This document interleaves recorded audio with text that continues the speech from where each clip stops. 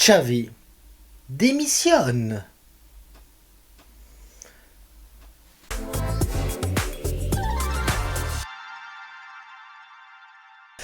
Et oui, aujourd'hui, défaite honteuse du Barça. Et ouais, c'est comme ça, les gars, défaite honteuse du Barça. Et on n'est pas loin pour la Liga. On est loin, la Liga c'est fini, elle est faite. La Super Coupe d'Espagne c'est fini, elle est faite. La Copa del Rey c'est fini, elle est faite.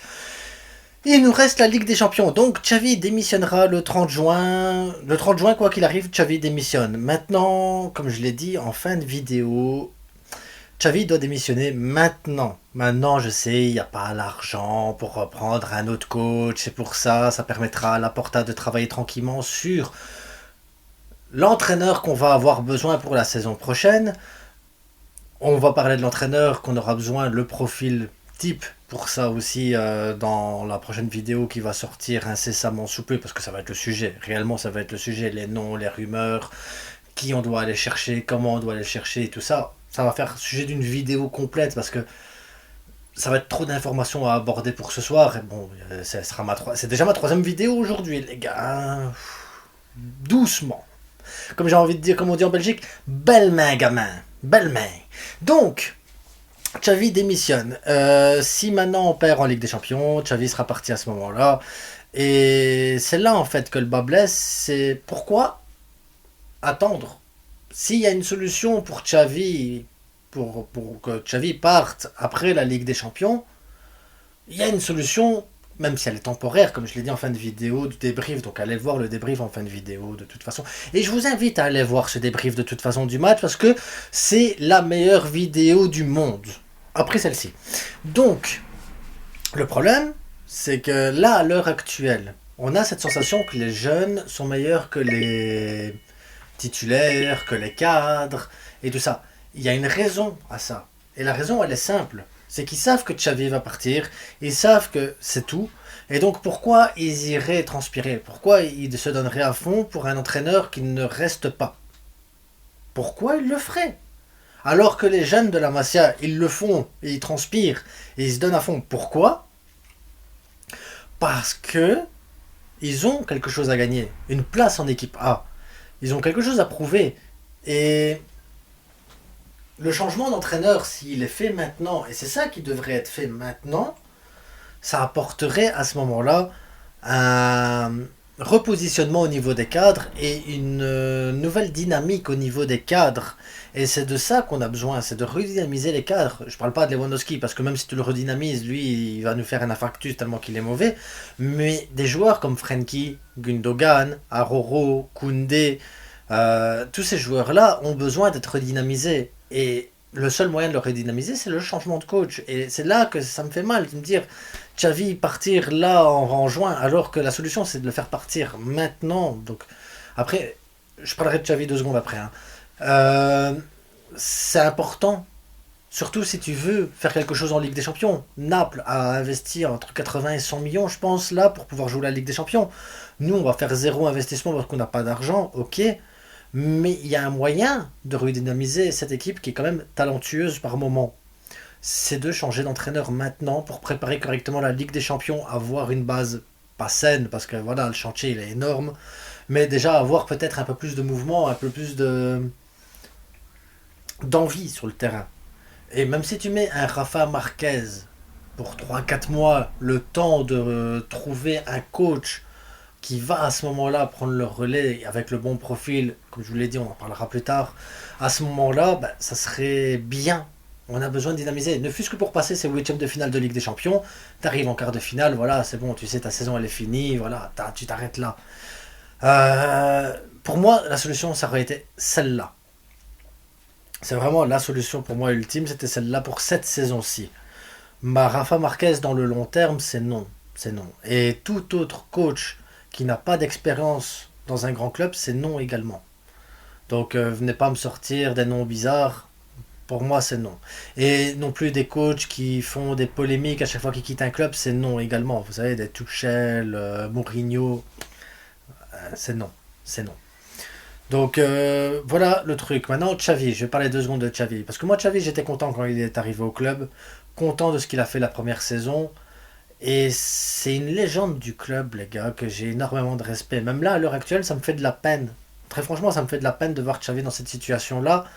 Il démissionne, il ne demandera pas de frais de licenciement, bon, son contrat il dure encore un an ou deux, il ne demandera pas les frais, il ne demandera rien de tout ça, et même s'il partait demain, il ne demanderait rien.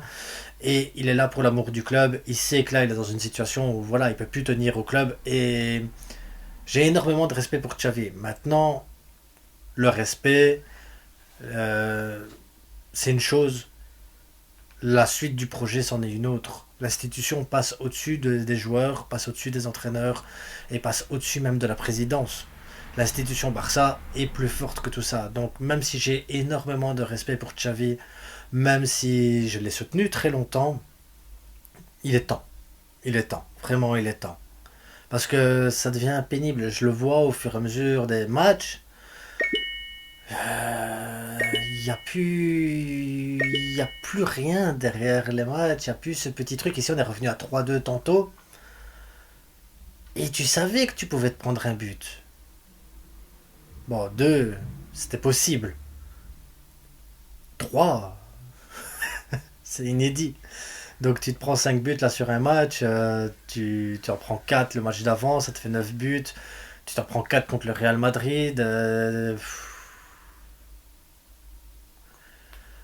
La Ligue des Champions, voilà, elle doit se préparer maintenant et pas avec un entraîneur qui démissionne, pas avec un entraîneur qui a plus d'idées, pas avec un entraîneur qui n'a plus de jus, pas avec un entraîneur qui n'y arrive plus. Et encore moins avec un entraîneur qui ne sait plus redynamiser ses cadres pour apporter ce plus dont on a besoin. Donc, si on dit juin pour Xavi, et qu'on dit, comme Laporta, il dit, bah, voilà, et si en Ligue des Champions ça va plus, ou si Laporta ou Xavi, je sais plus, mais. Et si en Ligue des Champions ça va plus, bah, il partira à ce moment-là. Pour moi, bah, c'est comme si on faisait déjà là maintenant une croix sur la Ligue des Champions. Et j'ai pas envie de faire une croix sur la Ligue des Champions. Je vous jure, j'ai pas envie de faire une croix sur la Ligue des Champions. Frenkie, c'est top 10 des meilleurs milieux de terrain du monde. Gundogan, top 10 aussi. Pedri, top 10. Aroro, top 10. Koundé, il est bon. Cancelo, top 10. Je suis désolé, on a quand même une belle équipe. Ter Stegen, s'il revient, c'est aussi un top 10. Est-ce que ça justifie qu'on balance la Ligue des Champions? Non. Et moi, ça me fait mal. Ça me fait mal pour Xavi, ça me fait de la peine, ça me fait mal pour l'équipe, ça me fait mal de voir autant de jeunes apporter plus que les titulaires. Et t'as presque envie de te dire, bah, s'ils apportent plus que les titulaires, est-ce qu'il n'est pas possible de mettre encore un peu plus de jeunes, profiter de la blessure de Gavi, profiter de la blessure de Baldé pour inscrire des joueurs de la B en A de manière à pouvoir jouer avec un peu plus de joueurs de la B en titulaire. Enfin bref, c'est une vidéo, voilà, c'est compliqué parce que je suis content pour Xavi parce qu'il est temps de faire un changement. Je suis dégoûté pour Xavi qui n'ait pas réussi au Barça. Triste parce que le projet prend un coup d'arrêt comme ça ainsi, alors que bon, le projet était parti sur des bonnes bases à l'époque et on avait une perspective d'un mieux et ce mieux n'est jamais arrivé. C'est compliqué, je vous jure, c'est compliqué. Les émotions, le club, la manière de faire les choses, le championnat qui est fini, la Copa del Rey qui est finie, bah, la Super Coupe. Et au vu de la conférence de presse, ben, j'ai presque envie de dire que la Ligue des Champions est terminée aussi. Et en tant que supporter du Barça, c'est dur. On n'est pas encore en février et t'as plus rien à manger. T'as plus rien à manger avant le mois de juin.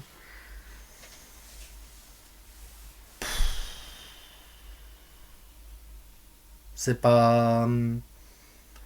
Ah, c'est dur. Bon, on va continuer quand même à faire des débriefs, des avant-matchs. On va quand même continuer à parler d'actualité. On va continuer à faire plein de choses.